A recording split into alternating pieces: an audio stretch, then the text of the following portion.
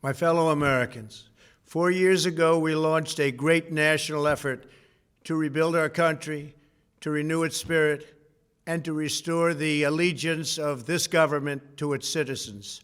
In short, we embarked on a mission to make America great again for all Americans. As I conclude my term as the 45th President of the United States, I stand before you truly proud of what we have achieved together. We did what we came here to do, and so much more. This week, we inaugurate a new administration and pray for its success in keeping America safe and prosperous. We extend our best wishes, and we also want them to have luck, a very important word. I'd like to begin by thanking just a few of the amazing people who made our remarkable journey possible. First, let me express my overwhelming gratitude for the love and support of our spectacular First Lady, Melania. Let me also share my deepest appreciation to my daughter, Ivanka, my son-in-law, Jared, and to Barron, Don, Eric, Tiffany, and Lara. You fill my world with light and with joy. I also want to thank Vice President Mike Pence, his wonderful wife, Karen, and the entire Pence family. Thank you as well to my Chief of Staff, Mark Meadows, the dedicated members of the White House staff, and the Cabinet, and all of the incredible people across our administration who poured out their heart and soul to fight for America. I also want to take a moment to thank a truly exceptional group of people, the United States Secret Service. My family and I will forever be in your debt. My profound gratitude as well to everyone in the White House Military Office, the teams of Marine One and Air Force One, every member of the armed forces, and state and local law enforcement all across our country. Most of all, I want to thank the American people. To serve as your president has been an honor beyond description. Thank you for this extraordinary privilege, and that's what it is, a great privilege and a great honor. We must never forget that while Americans will always have our disagreements, we are a nation of incredible, decent, faithful, and peace-loving citizens who all want our country to thrive and flourish and be very, very successful and good. We are a truly magnificent nation. All Americans were horrified by the assault on our Capitol. Political violence is an attack on everything we cherish as Americans. It can never be tolerated. Now more than ever, we must unify around our shared values and rise above the partisan rancor and forge our common destiny. 4 years ago, I came to Washington as the only true outsider ever to win the presidency. I had not spent my career as a politician, but as a builder looking at open skylines and imagining infinite possibilities. I ran for president because I knew there were towering new summits for America just waiting to be scaled. I knew the potential for our nation was boundless as long as we put America first. So I left behind my former life and stepped into a very difficult arena, but an arena nevertheless with all sorts of potential if properly done. America had given me so much, and I wanted to give something back. Together with millions of hardworking patriots across this land, we built the greatest political movement in the history of our country. We also built the greatest economy in the history of the world. It was about America first because we all wanted to make America great again. We restored the principle that a nation exists to serve its citizens. Our agenda was not about right or left. It wasn't about Republican or Democrat, but about the good of a nation, and that means the whole nation. With the support and prayers of the American people, we achieved more than anyone thought possible. Nobody thought we could even come close. We passed the largest package of tax cuts and reforms in American history. We slashed more job-killing regulations than any administration had ever done before. We fixed our broken trade deals, withdrew from the horrible Trans-Pacific Partnership and the impossible Paris Climate Accord, renegotiated the one-sided South Korea deal, and we replaced NAFTA with the groundbreaking USMCA. That's Mexico and Canada, a deal that's worked out very, very well. Also, and very importantly, we imposed historic and monumental tariffs on China, made a great new deal with China. But before the ink was even dry, we and the whole world got hit with the China virus. Our trade relationship was rapidly changing. Billions and billions of dollars were pouring into the U.S., but the virus forced us to go in a different direction. The whole world suffered, but America outperformed other countries economically because of our incredible economy and the economy that we built. Without the foundations and footings, it wouldn't have worked out this way. We wouldn't have some of the best numbers we've ever had. We also unlocked our energy resources and became the world's #1 producer of oil and natural gas, by far. Powered by these policies, we built the greatest economy in the history of the world. We reignited America's job creation and achieved record low unemployment for African Americans, Hispanic Americans, Asian Americans, women, almost everyone. Income soared, wages boomed, the American dream was restored, and millions were lifted from poverty in just a few short years. It was a miracle. The stock market set one record after another, with 148 stock market highs during this short period of time, and boosted the retirements and pensions of hardworking citizens all across our nation. 401ks are at a level they've never been at before. We've never seen numbers like we've seen, and that's before the pandemic and after the pandemic. We rebuilt the American manufacturing base, opened up thousands of new factories, and brought back the beautiful phrase, "Made in the USA." To make life better for working families, we doubled the child tax credit and signed the largest ever expansion of funding for child care and development. We joined with the private sector to secure commitments to train more than 16 million American workers for the jobs of tomorrow. When our nation was hit with the terrible pandemic, we produced not one, but 2 vaccines with record-breaking speed, and more will quickly follow. They said it couldn't be done, but we did it. They called it a medical miracle, and that's what they're calling it right now, a medical miracle. Another administration would have taken 3, 4, 5, maybe even up to 10 years to develop a vaccine. We did it in 9 months. We grieve for every life lost, and we pledge in their memory to wipe out this horrible pandemic once and for all. When the virus took its brutal toll on the world's economy, we launched the fastest economic recovery our country has ever seen. We passed nearly $4 trillion in economic relief, saved or supported over 50 million jobs, and slashed the unemployment rate in half. These are numbers that our country has never seen before. We created choice and transparency in healthcare, stood up to Big Pharma in so many ways, but especially in our effort to get favored nations clauses added, which will give us the lowest prescription drug prices anywhere in the world. We passed VA choice, VA accountability, right to try, and landmark criminal justice reform. We confirmed 3 new justices of the United States Supreme Court. We appointed nearly 300 federal judges to interpret our Constitution as written.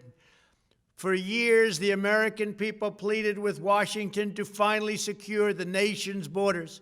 I am pleased to say we answered that plea and achieved the most secure border in U.S. history.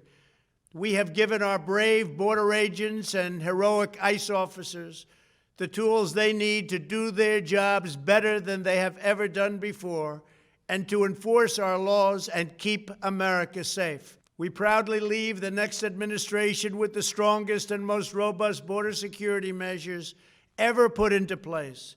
This includes historic agreements with Mexico, Guatemala, Honduras, and El Salvador. along with more than 450 miles of powerful new wall. We restored American strength at home and American leadership abroad. The world respects us again. Please don't lose that respect. We reclaimed our sovereignty by standing up for America at the United Nations and withdrawing from the one-sided global deals that never served our interest. And NATO countries are now paying hundreds of billions of dollars more than when I arrived just a few years ago. It was very unfair. We were paying the cost for the world. Now the world is helping us. And perhaps most importantly of all, with nearly $3 trillion, we fully rebuilt the American military, all made in the USA. We launched the first new branch of the United States Armed Forces in 75 years, the Space Force. And last spring, I stood at Kennedy Space Center in Florida and watched as American astronauts returned to space on American rockets for the first time in many, many years. We revitalized our alliances and rallied the nations of the world to stand up to China like never before. We obliterated the ISIS caliphate and ended the wretched life of its founder and leader, al-Baghdadi. We stood up to the oppressive Iranian regime and killed the world's top terrorist, Iranian butcher Qasem Soleimani. We recognized Jerusalem as the capital of Israel and recognized Israeli sovereignty over the Golan Heights. As a result of our bold diplomacy and principled realism, we achieved a series of historic peace deals in the Middle East. Nobody believed it could happen. The Abraham Accords opened the doors to a future of peace and harmony, not violence and bloodshed. It is the dawn of a new Middle East, and we are bringing our soldiers home. I am especially proud to be the first president in decades who has started no new wars. Above all, we have reasserted the sacred idea that in America, the government answers to the people. Our guiding light, our North Star, our unwavering conviction has been that we are here to serve the noble, everyday citizens of America. Our allegiance is not to the special interests, corporations, or global entities.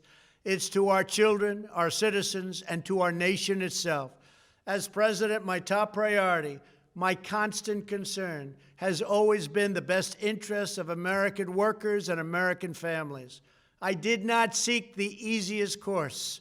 By far, it was actually the most difficult. I did not seek the path that would get the least criticism. I took on the tough battles, the hardest fights, the most difficult choices, because that's what you elected me to do. Your needs were my first and last unyielding focus. This, I hope, will be our greatest legacy. Together, we put the American people back in charge of our country. We restored self-government. We restored the idea that in America, no one is forgotten because everyone matters and everyone has a voice. We fought for the principle that every citizen is entitled to equal dignity, equal treatment, and equal rights, because we are all made equal by God. Everyone is entitled to be treated with respect, to have their voice heard, and to have their government listen. You are loyal to your country, and my administration was always loyal to you. We worked to build a country in which every citizen could find a great job and support their wonderful families. We fought for the communities where every American could be safe and schools where every child could learn. We promoted a culture where our laws would be upheld, our heroes honored, our history preserved, and law-abiding citizens are never taken for granted.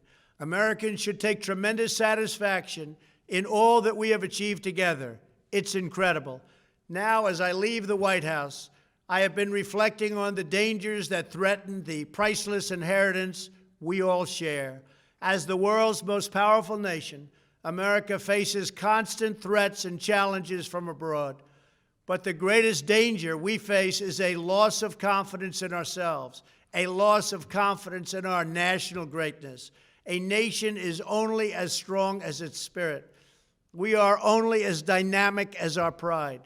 We are only as vibrant as the faith that beats in the hearts of our people. No nation can long thrive that loses faith in its own values, history, and heroes, for these are the very sources of our unity and our vitality. What has always allowed America to prevail and triumph over the great challenges of the past has been an unyielding and unashamed conviction in the nobility of our country and its unique purpose in history. We must never lose this conviction. We must never forsake our belief in America. The key to national greatness lies in sustaining and instilling our shared national identity. That means focusing on what we have in common, the heritage that we all share. At the center of this heritage is also a robust belief in free expression, free speech, and open debate. Only if we forget who we are and how we got here could we ever allow political censorship and blacklisting to take place in America.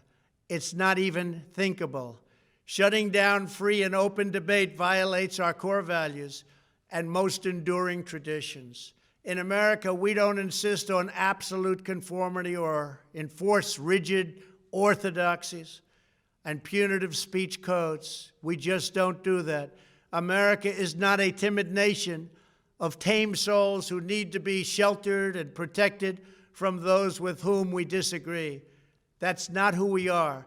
It will never be who we are. For nearly 250 years, in the face of every challenge, Americans have always summoned our unmatched courage, confidence, and fierce independence. These are the miraculous traits that once led millions of everyday citizens to set out across a wild continent and carve out a new life in the Great West.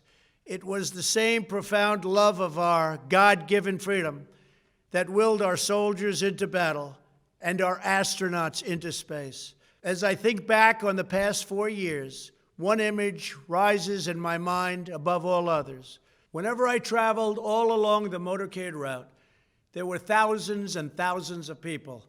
They came out with their families so that they could stand as we passed and proudly wave our great American flag. It never failed to deeply move me. I knew that they did not just come out to show their support of me. They came out to show me their support and love for our country. This is a republic of proud citizens who are united by our common conviction that America is the greatest nation in all of history.